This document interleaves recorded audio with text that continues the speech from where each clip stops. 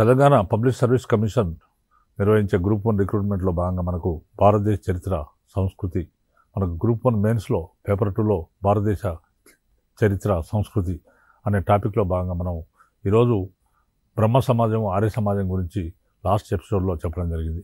అంటే భారతదేశంలో అనేక మూఢాచారాలు, సాంఘిక మూఢాచారాలు బ్రిటిష్ వారు భారతదేశం రావడం, వారి విధానాలు ఇక్కడ ప్రవేశపెట్టడం, తర్వాత భారతీయుల అంతరంగిక వివరాల్లో జోక్యం చేసుకోవడం, తర్వాత ముఖ్యంగా సాంఘిక ఆచారాల వివరాల్లో వాళ్ళు జోక్యం చేసుకోవడం.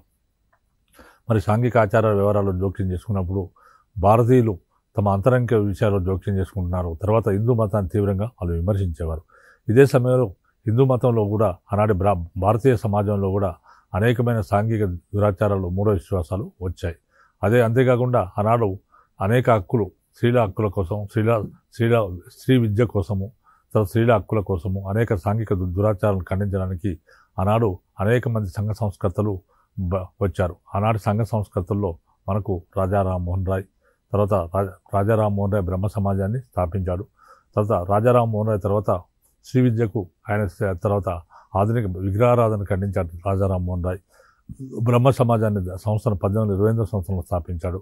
ఆర్య సమాజ్, బ్రహ్మ సమాజ్లో మనకు రాజా రామ్మోహన్ రాయ్ తర్వాత మనకు ఆధునిక విద్యను ఆయన ప్రోత్సహించాడు. ఆయన తర్వాత మనకు దేవేంద్రనాథ్ ఠాగూర్, తర్వాత కేశవ చంద్ర సేన్ మొదలైన వారు కూడా ఆర్య సమాజంలో బ్రహ్మాండంగా పనిచేశారు. ఆర్య సమాజం భారతదేశ వ్యాప్తంగా విస్తరించింది. అయితే ఆ తర్వాత కాలంలో ఆర్య సమాజ్ అనే సంస్థను దయానంద సరస్వతి స్థాపించడం జరిగింది. స్థాపించాడు. ఆర్య సమాజ్ అనే దయానంద సరస్వతి స్థాపించాడు. దయానంద సరస్వతి వేదాల పరంగా ఆయన సిద్ధాంతాన్ని నిర్మించడం జరిగింది. ఈ విధంగా దయానంద సరస్వతి సమాజ్ సభ్యులు 1875 సంవత్సరంలో ఆర్య సమాజ్ స్థాపనను నిర్ణయించిన ఆయన 1875 సంవత్సరంలో ఆర్య సమాజ్ అనే సంస్థను స్థాపించడం జరిగింది. ఈ విధంగా ఆర్య సమాజ్ అనే సంస్థను స్థాపించిన తర్వాత ఆయన కొన్ని సూత్రాలను ఇందులో ప్రవేశపెట్టాడు. ఏంటంటే ఆర్య సమాజ్ వేదాల సంపూర్ణ ఆధిక్యతను, అమోఘవాన్ని ఉద్ఘాటించింది. ఆర్య సమాజ్ వేదాల సంపూర్ణ ఆధిక్యతను తర్వాత ఆ అమోఘత్వాన్ని ఈ యొక్క ఆర్య సమాజ్ ఆమోదించింది. తర్వాత రెండవది ఏంటంటే ఆర్య సమాజ సభ్యులు తమ సంపాదనలో 100వ వంతు ఇష్టపూర్వకంగా సమాజ నిధికి ఇవ్వాలి అనేది. ఆర్య సమాజంలో ఎవరైతే చేరుతారో, సభ్యులు ఉంటారో తమ సంపాదనలో 100వ వంతు ఇష్టపూర్వకంగా ఆర్య సమాజ నిధికి ఇవ్వాలి. తర్వాత ఆర్య విద్యాలయ సంస్థల నిర్మాణానికి తర్వాత ఆర్య ప్రకాష్ పత్రిక ప్రచురణ కోసం సమర్పించాలి. అంటే తమ సంపాదనలో 100వ భాగము ఇష్టపూర్వకంగా ఆర్య సమాజ నిధికి, ఆర్య విద్యాలయాల సంస్థల నిర్మాణానికి, తర్వాత ఆర్య ప్రకాష్ పత్రిక ప్రచురణ కోసం వీళ్ళు నిధిని ఇవ్వాల్సి ఉంటుంది. తర్వాత మూడోది ఆర్య విద్యాలయాల్లో వేదాలు, ఇతర ఋషుల కృతులు, హర్ష గ్రంథాలు బోధన అధ్యయనం జరగాలి. ఆర్య విద్యాలయాల్లో వేదాలు, ఇతర ఋషుల కృతులు, గ్రంథాల బోధన అధ్యయనం జరగాల్సి ఉంటుంది. ఇవన్నీ ముఖ్య సూత్రాలుగా ఉండేవి. 1875 సంవత్సరంలో ఆర్య సమాజాన్ని స్థాపిస్తే 1877 సంవత్సరంలో 10 సూత్రాలను కూర్చడం జరిగింది. ఆర్య సమాజ్లో 10 సూత్రాలను కూర్చారు. 1877 సంవత్సరంలో 10 సూత్రాలను దాంట్లో చేర్చడం జరిగింది. తర్వాత పైన చెప్పిన వాటిలో ఒకటో సిద్ధాంతం స్థానంలో వేదాలు ప్రతి ఆర్య సామాజికుడు అధ్యయనం చేయవలసిందిగా తర్వాత సత్యగ్రంథాలుగా పేర్కొనబడ్డాయి. అంటే ఈ 10 సూత్రాలు 1870లో ఏర్పాటు చేస్తే 1877 సంవత్సరంలో 10 సూత్రాలు కూడా ఆర్య సమాజ్లో చేర్చడం జరిగింది. వాటిలో నేను ఇదివరకు చెప్పిన వాటిలో కంటే ఇప్పుడు ఒకటో నెంబర్ సిద్ధాంతం స్థానంలో ఇక్కడ ఒకటి ఏంటంటే వేదాలు ప్రతి ఆర్య సమాజికుడు అధ్యయనం చేయవలసింది. అంటే ప్రతి ఆర్య సమాజంలో చేరిన ప్రతి ఒక్కరు వేదాలను చదవాలి. ఆర్య సమాజికుడు అధ్యయనం చేయాలి, వేద గ్రంథాలను చదవాలి, సత్య గ్రంథాలుగా చదవాలి. తర్వాత మిగిలిన 9 సూత్రాలు ఏంటంటే మిగిలిన 9 సూత్రాలు సమాజ నైతిక ప్రవర్తన. మిగిలిన 9 సూత్రాలు సమాజ నైతిక ప్రవర్తనము, తర్వాత సుగుణశీలతకు సంబంధించినవి. మిగిలిన 9 సూత్రాలు ఏంటంటే సమాజ నైతిక ప్రవర్తనకు, సమాజంలో నైతికంగా ప్రవర్తించాలి, తర్వాత మంచి గుణం కలిగి ఉండాలని అనే వాటికి సంబంధించిన మిగతా సూత్రాలు 9 సూత్రాలు. తర్వాత వైదిక కర్మలను పాటించడం, పురాణాల్లో వచ్చిన వ్యాఖ్యానాల వెనుక ఉన్న వైదిక వ్యవస్థను నిర్మించడం, వైదిక కర్మలు అంటే ఈ కర్మ సిద్ధాంతాన్ని పాటించడం, వైదిక కర్మలు పాటించడం, తర్వాత పురాణాల్లో వచ్చిన వ్యాఖ్యానాల వెనుక ఉన్న వైదిక వ్యవస్థలను నిర్మించడం సమాజం యొక్క విధి అని దయానంద సరస్వతి భావించడం జరిగింది. తర్వాత జన్మ ప్రాతిపదికగా వర్ణాన్ని నిర్ణయించడాన్ని దయానందుడు తిరస్కరించాడు. జన్మ ప్రాతిపదిక అంటే వీడు ఈ కులంలో పుట్టాడు, వాడు ఆ కులంలో పుట్టాడు అనే దాన్ని, ఆ విధంగా వర్ణ వ్యవస్థను దయానందుడు తీవ్రంగా ఖండించాడు, తిరస్కరించాడు. తర్వాత వేదాలను అందరూ అధ్యయనం చేయవచ్చని, వేదాలు కొంతమంది అధ్యయనం చేయాలని ఉండేది. కానీ దయానంద సరస్వతి ఏం చెప్పాడంటే వేదాలను అందరూ చదవవచ్చు. తర్వాత బహుదేవతారాధనకు మారుగా సర్వశక్తివంతమైన భగవంతుడి ఒక్కనే పూజించాలి. బహుదేవతారాధనకు మారుగా అంటే అనేక మంది దేవతలను పూజించే బదులు వేదాలను ఎవరైనా చదవచ్చు అని చెప్పాడు. తర్వాత ఎక్కువ మంది దేవతలను పూజించే బదులు ఒక శక్తివంతుడైన భగవంతుడు ఒక్కడనే పూజించాలని ఆయన ఉపదేశించడం జరిగింది. తర్వాత బాల్య వివాహాలను తిరస్కరించాడు దయానంద సరస్వతి. చిన్నప్పుడే వారికి యుక్త వయసు రాకముందుకే బాలబాలికలకు వివాహం చేయరాదు అని బాల్య వివాహాలను ఆయన తిరస్కరించడం జరిగింది. తర్వాత యువకులకు 16-25 సంవత్సరాల వయసు వివాహ వయసుగా నిర్ణయించాడు. దయానంద సరస్వతి ఏం చెప్పాడంటే అమ్మాయిలకు 16 ఏళ్ళు, అబ్బాయిలకు 25 సంవత్సరాలకే వివాహాలు చేయాలని చెప్పడం జరిగింది. 16 సంవత్సరాల నుంచి 25 సంవత్సరాల మధ్య కూడా 16 సంవత్సరాల మినిమం ఉండాలి అని దయానంద సరస్వతి యువతులకు 16 సంవత్సరాలు, యువకులకు 25 సంవత్సరాల వయసు ఉన్నప్పుడు వివాహాలు చేయాలని చెప్పేసి ఆయనే చెప్పడం జరిగింది. తర్వాత వితంతువులు, తర్వాత విధవలు, విధురులు అంటే భార్య చనిపోయిన వారు, విధురులు తర్వాత పునర్వివాహం చేసుకోవడాన్ని సమ్మతించలేదు.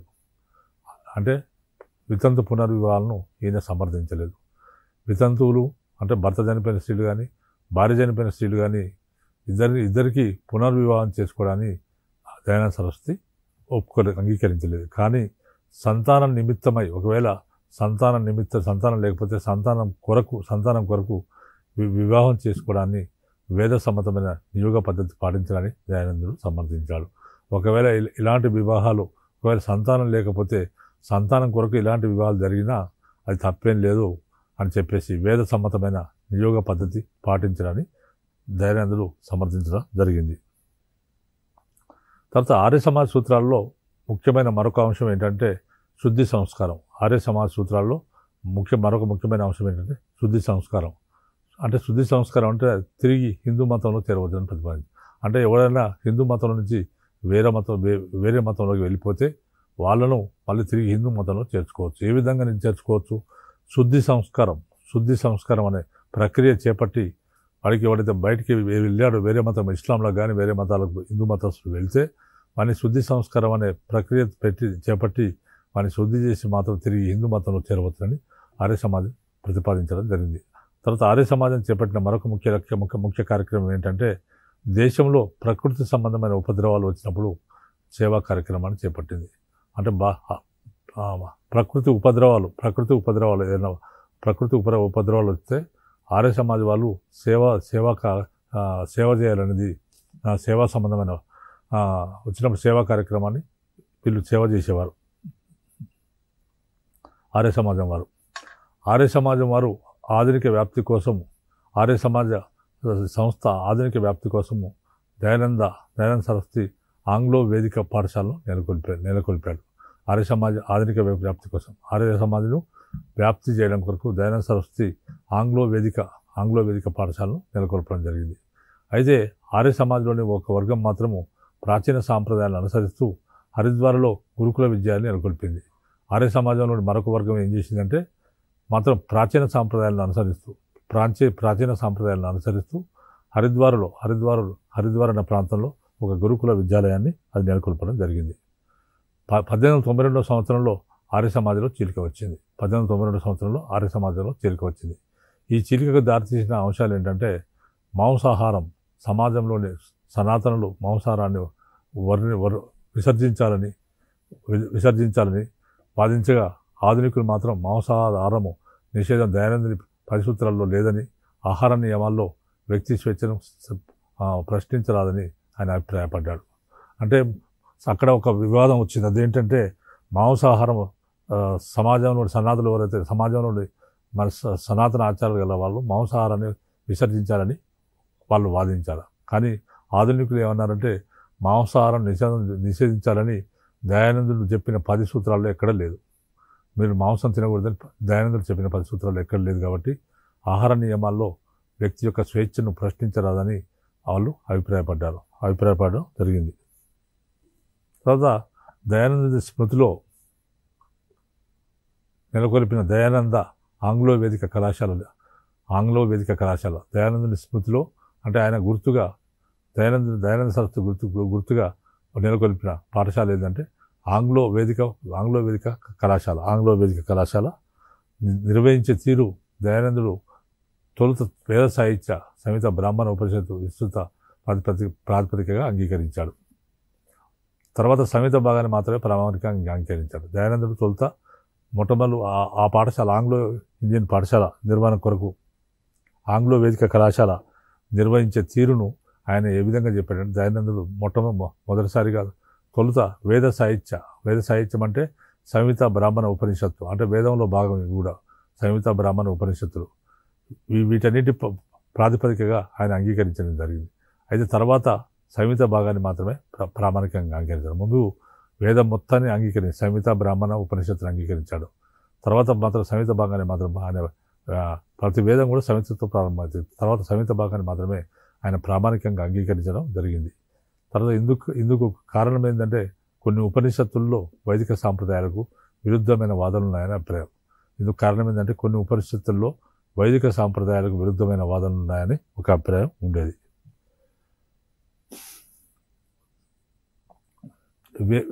వేదాల యొక్క అమోఘత్వ సూత్రాన్ని దయానందుడు ప్రతిపాదించడానికి కారణము ఇతర వ్యవస్థీకృత మతాలు తమ ప్రామాణిక గ్రంథాలకు అమోఘత్వాన్ని ఆపాదించడం వల్ల తాము ఈ ఒరవడి పెట్టడం ద్వారా హిందూ సమాజానికి ఒక నూతన చైతన్యాన్ని ఇవ్వాలని భావించడమే ఆయన యొక్క ఉద్దేశం. వేదాల అమోఘత్వ సూత్రాన్ని దయానందుడు ప్రతిపాదించడానికి గల కారణం ఏంటంటే ఇతర వ్యవస్థీకృత మతాలు తమ ప్రామాణిక గ్రంథాలకు అమోఘత్వాన్ని ఆపాదించడం వాళ్ళు తాను ఈ ఒరవడి పెట్టడం ద్వారా హిందూ సమాజానికి ఒక నూతన చైతన్యాన్ని ఇవ్వాలని దయానంద సరస్వతి భావించడం జరిగింది. తర్వాత బ్రాహ్మణ వర్ణాధిక్యతను తిరస్కరించాడు. బ్రాహ్మణులు సమాజంలో చాలా గొప్పవారనేది ఒక ఉండేది. ఆ రోజుల్లో బ్రాహ్మణులకు సమాజంలో ఆధ్యాత్మిక వృత్తిలో కానీ సమాజంలో బ్రాహ్మణులకు గొప్ప గౌరవం ఉండేది.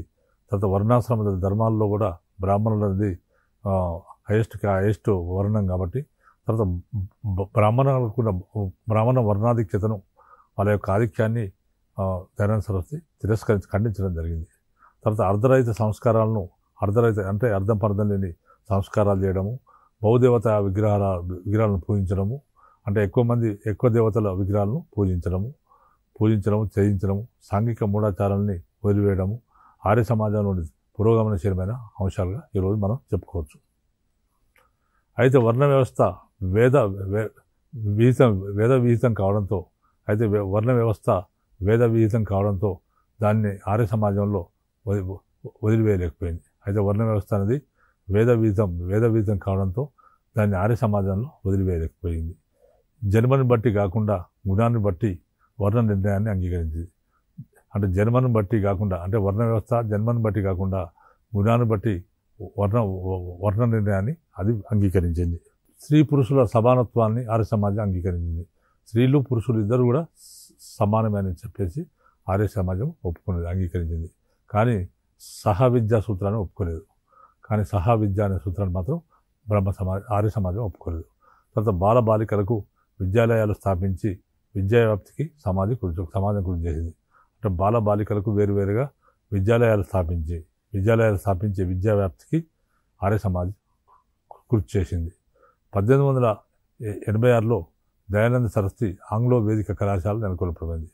1886 సంవత్సరంలో దయానంద సరస్వతి ఆంగ్లో వేదిక కళాశాల నెలకొల్పడం జరిగింది. అయితే ఆధునిక విద్యకు ఆస్కారం కల్పించడాన్ని సమ్మతించని సనాతన వర్గం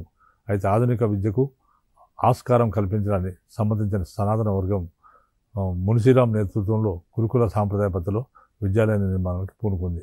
అయితే ఆధునిక విద్యకు ఆనాటి ఆధునిక విద్య అంటే పాశ్చాత్య విద్యకు ఆస్కారం కల్పించి సమ్మతించని ఆ రోజు సనాతన వర్గం ఏం చేసిందంటే మున్షీరాం అనే వాడి నాయకత్వంలో గురుకుల సాంప్రదాయ పద్ధతిలో విద్యాలయ నిర్మాణానికి పూనుకోవడం జరిగింది. తర్వాత ఆర్య సమాజ్ కార్యకలాపాలకు జాతీయ భవన ప్రజాస్వామ్య సూత్రాలు ఉద్దీపనలుగా నిలిచాయి. ఆర్య సమాజ కార్యకలాపాలకు జాతీయ భవన ప్రజాస్వామ్య సూత్రాలు ఆర్య సమాజ అంటే దాని అఫేర్స్కు కార్యకలాపాలకు జాతీయ భవన తర్వాత ప్రజాస్వామ్య సూత్రాలు స్టాండర్డ్గా ఉద్దీపాలుగా నిలిచాయి. హిందూ సమాజంలో నెలకొని ఉన్న ఆత్మన్యూనతాభావాన్ని చెరిపివేయడానికి ఆర్య సమాజం కృషి చేసిందని మరొక విశ్లేషణ. హిందూ సమాజంలో నెలకొన్న ఆత్మన్యూనతాభావాన్ని చెరిపివేయడానికి ఆర్య సమాజ్ తీవ్రంగా కృషి చేసింది. తర్వాత మూల సిద్ధాంతంలోని సహేతుకత సంకుచిత పరిధి ఉన్న ఆర్య సమాజ్ ప్రజాదరణ పొందడంలో సందేహం లేదు. ఈ విధంగా ఉన్న ఆర్య సమాజ్ మంచి బ్రహ్మాండంగా ప్రజాదరణ పొందింది. తర్వాత 1907 తర్వాత భారతదేశంలోని అశాంతికి కారణాలు విశ్లేషించడానికి టైమ్స్ పత్రిక పంపగా వచ్చిన వాలంటైన్ చీరల ఆర్య సమాజ్ను బ్రిటిష్ సార్వభౌమాధికారానికి ఆర్య సమాజం ప్రమాదకారిగా పేర్కొనడం జరిగింది. తర్వాత సమాజ శక్తికి ప్రాముఖ్యం ఇవ్వడం జరిగింది. తర్వాత రామకృష్ణ మఠం తర్వాత పూర్వాశ్రమంలో గదాధర చటోపాధ్యాయ అనే పేరు గల రామకృష్ణుడు 1836 సంవత్సరంలో పశ్చిమ బెంగాల్లో ఉన్న హుగ్లీ జిల్లాలో కమర్చకూర్ అనే గ్రామంలో జన్మించాడు. పూర్వాశ్రమంలో గదాధర చటోపాధ్యాయ అనే పేరు గల రామకృష్ణుడు 1836 సంవత్సరంలో పశ్చిమ బెంగాల్లోని హుగ్లీ జిల్లాలో కమర్చకూర్ అనే గ్రామంలో జన్మించాడు. తర్వాత చదవడం రాయడము అంకగణితము మాత్రం అభ్యసించాడు. 6వ సంవత్సరం నుంచే ఎక్కువగా ధ్యానమగ్నుడయ్యాడు. 6వ సంవత్సరం నుంచి ఆయన ఎక్కువగా ధ్యానమగ్నుడు కావడం కలిగింది. అప్పుడప్పుడు సమాధి స్థితి వంటి స్థితిలో పడిపోయేవాడు. ఆయన పడిపోయేవాడు. 17 సంవత్సరాల వయసులో కలకత్తాకు చేరాడు. గంగా తీరంలోని దక్షిణేశ్వర్లో రాసమణిదేవి అనే నిర్మించిన కాళీమాత ఆలయంలో అర్చకుడుగా నియమితులయ్యాడు. తర్వాత పూజా పాఠ సాంప్రదాయాలు ఎక్కువగా పాటించేవాడు. పూజలు వాటికి సంబంధించిన సాంప్రదాయాలు ఆయన ఎక్కువగా పాటించేవాడు కాదు. ఆలయంలోని విగ్రహాన్ని సాక్షాత్ కాళీమాతగానే చూసేవాడు. ఆలయంలోని విగ్రహాన్ని సాక్షాత్ కాళీమాతగానే ఆయన చూసేవాడు. నిత్యం భగవతి సాక్షాత్కారం కోసం తప్పిస్తుండేవాడు. నిత్యం రోజు కూడా భగవంతుడు నాకు ప్రత్యక్షం కావాలని భగవంతుని సాక్షాత్కారం కోసము ఆయన ప్రయత్నించేవాడు. తర్వాత దైవ సాక్షాత్కారం కోసం పలు మార్గాలను అనుసరించేవాడు. అంటే దేవుడు ప్రత్యక్షం కావాలి అని దీనికోసం ఆయన పలు మార్గాలను అనుసరించేవాడు. ఎలాంటి సాధన చేపట్టినా కృతకృత్యుడయ్యేవాడు కాదు. గురువు తోతాపురి గురువుతో పాటు తాను 40 సంవత్సరాల సాధన తర్వాత పొందిన సమాధి స్థితిని రామకృష్ణుడు ఒక్క రోజులో సాధించాడని విస్మయపడ్డాడు. మరి గురువుతో పాటు తాను 40 సంవత్సరాల సాధన తర్వాత అంటే తాను కూడా 40 సంవత్సరాల సాధన చేసిండు. తాను 40 సంవత్సరాల సాధన చేసిన పొందిన సమాధి స్థితిని తన గురువైన రామకృష్ణుడు ఒక్క రోజులోనే సాధించాడని వివేకానందుడు విస్మయపడడం జరిగింది. తర్వాత దక్షిణేశ్వరంలో రామకృష్ణుడు 12 సంవత్సరాలు గడిపాడు. దక్షిణేశ్వరంలో రామకృష్ణుడు 12 సంవత్సరాలు గడిపాడు. చీకటి పడగానే పక్కనే ఉన్న అడవికి పోయి చెట్టు కింద కూర్చొని ధ్యానమగ్నుడయ్యేవాడు. తర్వాత ఆలయంలో ఉన్నప్పుడు భగవంతుని సాక్షాత్కారం కోసము పసివాళ్ళ ఆక్రందించేవాడు. ఒకరోజు ఆ దివ్యోన్మాద స్థితిలో కట్టి చేపట్టి ఆత్మత్యాగానికి సిద్ధపడడం జరిగింది. స్పృహ కోల్పోయిన స్థితిలో కాళీమాత దర్శనాన్ని పొందాడు. రామకృష్ణుడు స్పృహ కోల్పోయిన స్థితిలో కాళీమాత దర్శనాన్ని పొందడం జరిగింది. తర్వాత నిరంతరం అదే స్థితిలో ఉంటూ అర్చక విధులను పట్టించుకోకుండా నిరంతరము అదే స్థితిలో ఉన్నాడు. స్పృహ కోల్పోయిన స్థితిలోనే ఉంటూ అర్చక విధులను పట్టించుకోకుండా ఉన్న రామకృష్ణుడిని మానసిక రోగిగా భావించి విధుల నుంచి తొలగించడం జరిగింది. స్వగ్రామం పోయిన రామకృష్ణుడికి 5 సంవత్సరాల వయసు గల బాలికతో వివాహం జరిగింది. స్వగ్రామం అంటే రామకృష్ణుడికి 5 సంవత్సరాల వయసు గల బాలికతో వివాహం జరిగింది. ఇంటికి పోతే అనంతరం తిరిగి దక్షిణేశ్వరానికి మళ్ళీ చేరుకున్నాడు.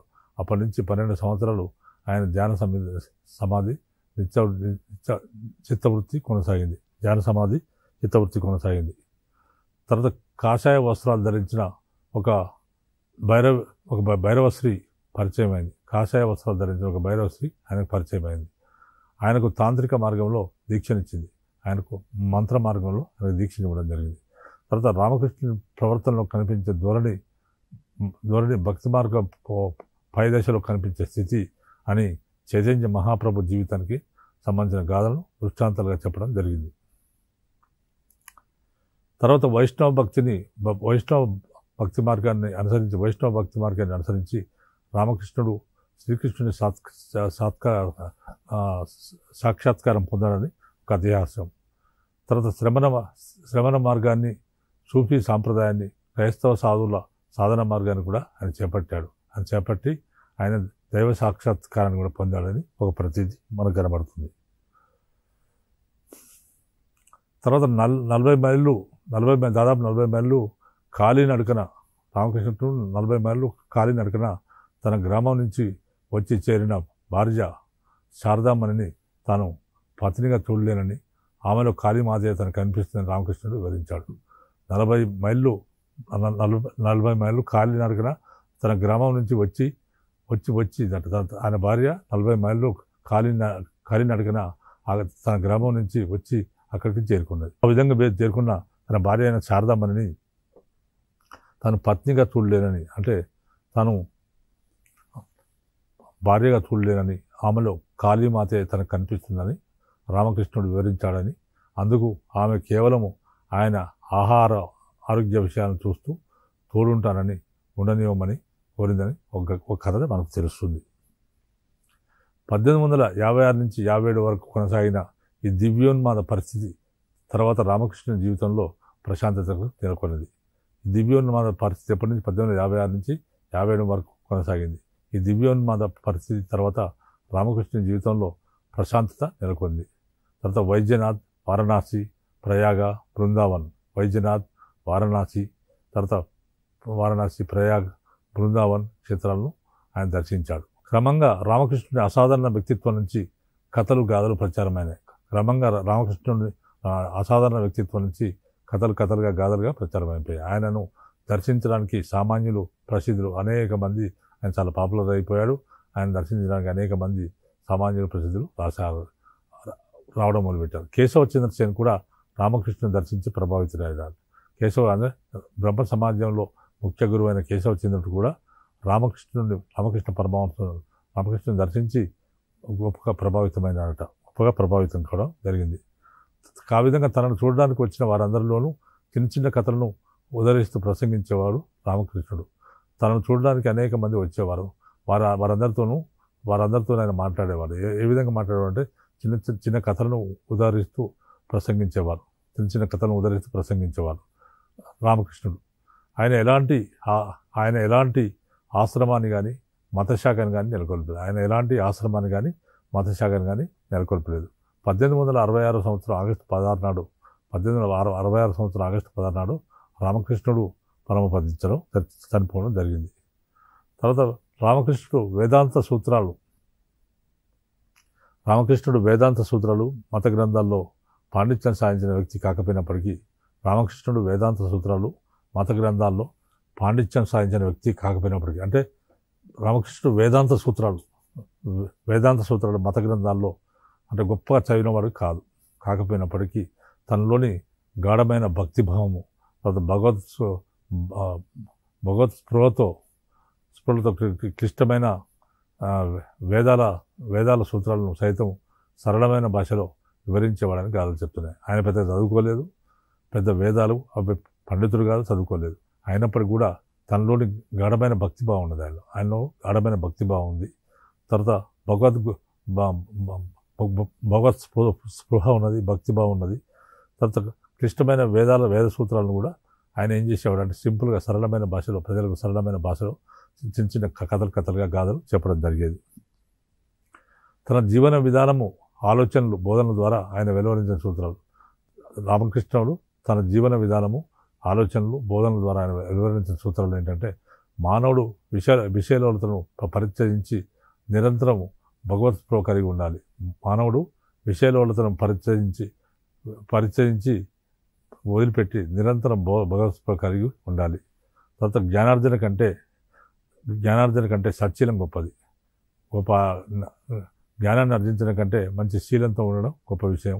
తర్వాత విచక్షణ వివేకము తర్వాత వైరాగ్య ప్రవృత్తి లేని జ్ఞానార్జన నిష్ఫలమని చెప్పాడు. తర్వాత మతాలన్నింటి సారాంశం ఒకటే అని చెప్పాడు. మతాలన్నింటి సారాంశం ఏంటంటే వివిధ మతాలు భగవంతుని సాక్షాత్కారాన్ని సాధించే వివిధ మార్గాలు. ఏ మతమైనా అన్ని మతాలు ఒకటే. మతం యొక్క సారాంశం ఏంటంటే వివిధ మతాలు భగవంతుని సాక్షాత్కారాన్ని సాధించే వివిధ మార్గాలను మాత్రమే. ఆత్మ తర్వాత వివిధ రూపాల్లో వ్యక్తమయ్యే విద్యుత్ వంటిది. ఆత్మ వివిధ రూపాల్లో వ్యక్తమయ్యే విద్యుత్ వంటిదని ఆయన చెప్పడం జరిగింది.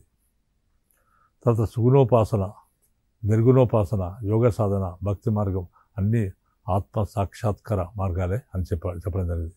తర్వాత మానవుల్లో భగవదంశే ఆత్మ అని చెప్పడం జరిగింది. తర్వాత మానవులకు అవసరమైనది దయ కాదు సేవ. మానవునికి అవసరమైనది ఏంటంటే దయ కాదు సేవ అని చెప్పడం. మానవ సేవకు భగవత్ సేవగా భావించాలి, మానవ సేవను భగవత్ సేవగా భావించాలని చెప్పాడు. తర్వాత ఈ విధంగా రామకృష్ణ పరమహంస కాలంలో జరిగిన ఈ విధంగా మనకు బ్రహ్మ సమాజం, ఆర్య సమాజం మొదలైన అంశాల గురించి వివరించడం జరిగింది. మిగిలిన అంశాలను నెక్స్ట్ ఎపిసోడ్లో వివరించడం జరుగుతుంది.